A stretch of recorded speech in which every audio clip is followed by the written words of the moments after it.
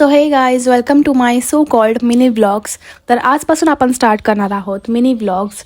आणि आज आपण करूया get ready with me for first day of college. तसं तर कॉलेज स्टार्ट होऊन झालेले आहे प्रॉपर 2 महिने, पण आपण चाललो आहे पहिल्यांदा. कारण आपण एवढे आळशी आहोत की आपल्याला कॉलेजला जायला खूप कंटाळा येतो. पण इट्स ओके. आता आपल्याला कॉलेजमधून नोटीस आलेली आहे, तर आपल्याला ऑफकोर्स जावंच लागणार आता. As 75% attendance is compulsory. तर आता आपण होऊया रेडी. सगळ्यात पहिले आपले जे हे झाडूसारखे केस आहेत त्याला आपण स्ट्रेट करूयात, कारण ऑफकोर्स फर्स्ट डे कॉलेजमध्ये आहे तर कूल तर दिसलंच पाहिजे. केस स्ट्रेट करत होते पण मी कसं तरी करून टाकलं, कारण कॉलेज जे आहे ते 10 वाजताचं होतं आणि मी इथं 9:30 वाजता तयार होते लिटरली. आणि माझं कॉलेज हाफ आवरच्या डिस्टन्सवर आहे. तर माझी ऑडॅसिटी बघा तुम्ही, मला एवढं लेट होतं आहे, त्यातला पहिला दिवस आहे कॉलेजमधला, तरी पण मी तयार व्हायचं काही सोडत नाही. मग केस वगैरे आवरून झाल्यानंतर मी तर लावते आहे लिप क्रेयॉन.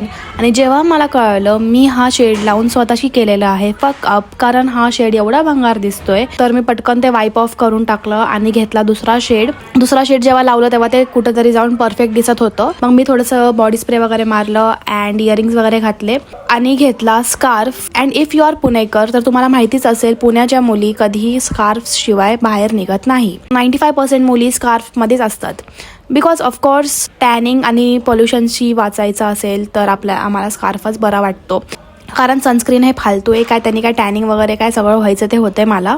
म्हणून मी गपचूप स्कार्फ लावून आपली निघाल्यानंतर मी पहिला दिवस होता कॉलेजमध्ये जायला, म्हणून मला एवढी लाज वाटत होती क्लासरूममध्ये मी जाऊ कसं, तोंड कसं दाखवू माझं.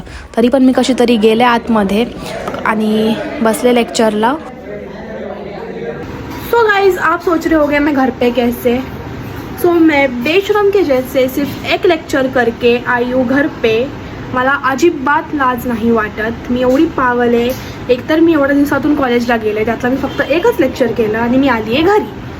कारण होते 2च लेक्चर बेसिकली, आणि EVS तर कोण करत नाही. सो मी फक्त मॅथ्सचं लेक्चर करून आली आहे. वाळेवर स्वतः मला लागली भूक, सो मी खाणार, झोपणार आणि मिळणार तुम्हाला नेक्स्ट ब्लॉगमध्ये. तब तक बाय.